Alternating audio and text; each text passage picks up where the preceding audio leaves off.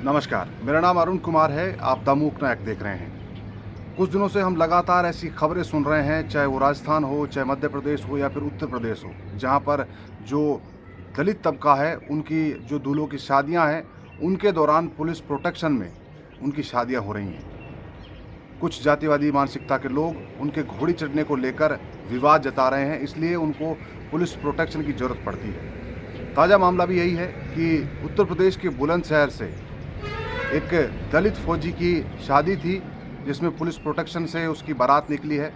दरअसल उसी गांव में 8 महीने पहले इस तरीके का एक और विवाद हुआ था, जिसमें तथाकथित ऊंची बिरादरी के लोग और दलित लोगों के बीच झगड़ा हो गया था। उस दौरान एक व्यक्ति की मौत भी हुई थी। लेकिन यहाँ इस बार जो बुलंदशहर का ये मामला था, इसमें गौरव गौतम जो शख्स हैं जिनकी शादी थी, उनको आशंका थी कि कहीं उनकी शादी में भी इस तरीके का वाक़या ना हो जाए, इसलिए उन्होंने एसएसपी से ज्ञापन देकर पुलिस प्रोटेक्शन मांगा था। पुलिस प्रोटेक्शन मिली भी और शादी शांतिपूर्ण तरीके से हो गई। इसको लेकर द मूक नायक की फाउंडर मीना कोटवाल एक ट्वीट करती हैं, लिखती हैं कि किस तरीके से देखिए आज के समाज में भी दलित दूल्हों की शादी के लिए पुलिस प्रोटेक्शन की ज़रूरत पड़ रही है। इसके बाद बुलंदशहर पुलिस उनके ट्वीट को रिट्वीट करते हुए रिप्लाई करती है कि आपका ये जो ट्वीट है ये कहीं ना कहीं भड़काऊ ट्वीट है और इसको आप डिलीट कीजिए, वरना आपके अगेंस्ट में कार्रवाई होगी। तो एक ये धमकी भरे लहजे में एक महिला पत्रकार को ये जो बुलंदशहर की पुलिस ने कहा है, ये कहीं ना कहीं सोचने लायक विषय है और इसी के बारे में हम चर्चा करेंगे, क्योंकि पूरे सोशल मीडिया पर लगातार जो बुलंदशहर पुलिस है उसको टारगेट किया जा रहा है। उसके बारे में लगातार लिखा जा रहा है कि जो आपका ये रवैया है ये कतई ठीक नहीं है। बुलंदशहर का ये मामला है जहां पर एक फ़ौजी गौरव गौतम की शादी पुलिस प्रोटेक्शन में हुई। तो मीना कोटवाल इसको लेकर ट्वीट करती हैं। वो ट्वीट मैं आपको पढ़कर सुना रहा हूँ और ये भी बताएंगे आपको कि किस तरीके से देश के जो बुद्धिजीवी लोग हैं उन्होंने इसको लेकर विरोध जताया है। मीना कोटवाल लिखती हैं कि दलित के घोड़ी चढ़ने के लिए पीएसी जवान और पुलिस फोर्स बुलानी पड़ रही है। यह तब हो रहा है जब देश में बाबा साहब का संविधान लागू है।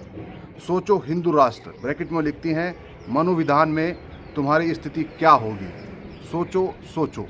इसके बाद वो आगे लिखती हैं कि आई रिपीट, बार बार सोचो, ये भी सोचो कि मनुयुग में पुरखों के साथ क्या क्या हुआ होगा।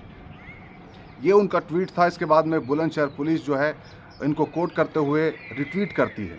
बुलंदशहर पुलिस क्या लिखती है, इसी को लेकर जो बुद्धिजीवी लोग हैं वो लगातार सवाल कर रहे हैं और बुलंदशहर पुलिस से पूछ रहे हैं कि आपका ये जो रवैया है ये ठीक नहीं है, ये तानाशाही रवैया है। बुलंदशहर पुलिस क्या लिखती है, बुलंदशहर पुलिस लिखती है कि आपका ये ट्वीट सामाजिक सद्भाव के लिए खतरनाक, भड़काऊ तथा अत्यंत आपत्तिजनक है। कृपया इसे तत्काल डिलीट करें, अन्यथा आपके विरुद्ध अभियोग पंजीकृत कर वैधानिक कार्रवाई की जाएगी।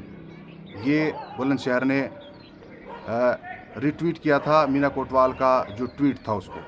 अब इस चीज़ को समझने की कोशिश कीजिए। आगे मीना कोटवाल फिर से लिखती हैं कि संवैधानिक तौर पर हमने एक खबर के बारे में बताया है, आपको बजाय इस बारे में बोलने के जो आरोपी लोग हैं या फिर इस तरीके के जो दूषित मानसिकता के लोग हैं उनके खिलाफ आपको कार्रवाई करनी चाहिए थी। आप हमें धमका रहे हैं तो धमकाइए मत।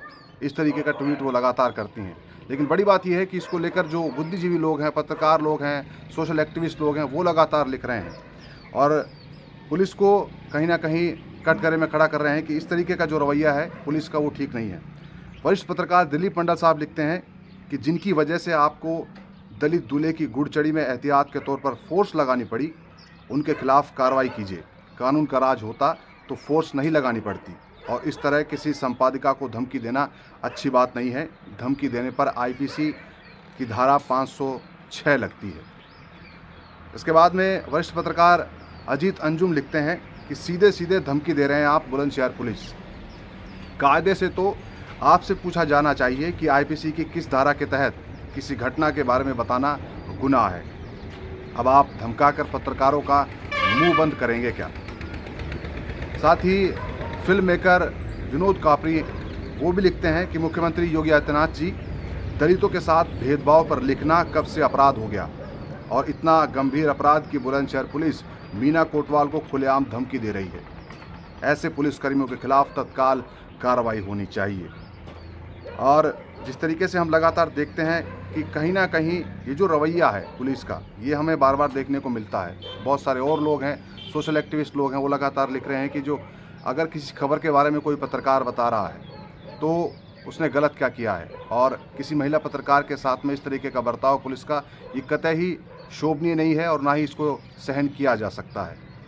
कई एक्टिविस्ट हैं, वो लोग लिख रहे हैं कि जिस तरीके की बात मीना कोटवाल ने कही है उसमें आपको गलत क्या दिखाई दे रहा है। और श्याम मीरा सिंह भी लिखते हैं कि अगर मीना कोटवाल जो लिख रही हैं तो मैं भी उसको कोट करता हूं और मैं भी उनकी बात से पूरी तरह एग्री करता हूं। अगर आपको उनके खिलाफ FIR करनी है तो मेरे ऊपर भी कर दीजिएगा, क्योंकि ये देश मनुवादी विचारधारा से नहीं चलेगा। इसका एक कॉन्स्टिट्यूशन बना हुआ है, इसका एक स्ट्रक्चर बना हुआ है, ये देश संविधान से चलेगा।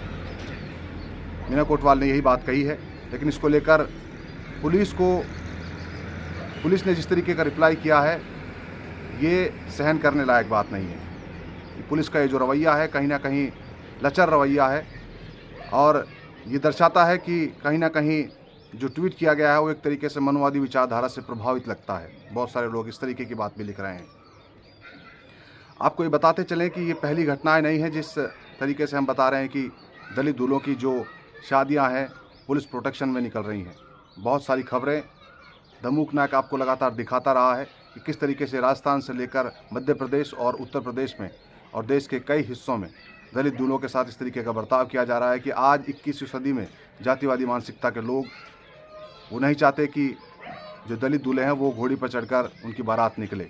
ये जो मानसिकता है इसको बदलने की ज़रूरत है, लेकिन पुलिस का ये जो रवैया है ये कहीं ना कहीं सवाल खड़े करता है अपने आप में, और गंभीर सवाल खड़े करता है, क्योंकि ये देश मनुवादी विचारधारा से नहीं चलेगा। तो मीना कोटवाल का यही कहना था कि ये मानकर चलिए कि मनुवादी लोगों ने पिछले हजारों वर्षों में किस तरीके का बर्ताव दलितों के साथ में किया है, और ये आज भी बदस्तूर जारी है। ये देश संविधान से चलेगा, लेकिन पुलिस को न जाने इसमें क्या गलत दिखाई दिया कि उन्होंने धमकी भरे लहजे में एक महिला पत्रकार से इस तरीके की बात कही है। आप सब क्या सोच रहे हैं इस पूरे मुद्दे के बारे में हमें कमेंट बॉक्स में ज़रूर बताइएगा। साथ ही हमें सपोर्ट करने के लिए हमारे चैनल को सब्सक्राइब कर लीजिएगा, क्योंकि दमूक नायक जनवादी पत्रकारिता करता है, ऐसी खबरें करता है, ऐसे मुद्दों को उठाता है जो आपके मेन स्ट्रीम मीडिया से, जो मनुवादी मीडिया से गायब रहते हैं। दलित और आदिवासी तबके की लगातार आवाज़ उठाता है जो मेन स्ट्रीम मीडिया से गायब रहता है। तो हमें सपोर्ट कीजिए। आप हमें फिनेंशियली भी सपोर्ट कर सकते हैं, सारी डिटेल्स हमारे स्क्रॉल पर चल रही हैं। तो सपोर्ट कीजिए और वीडियो को शेयर कीजिए। धन्यवाद।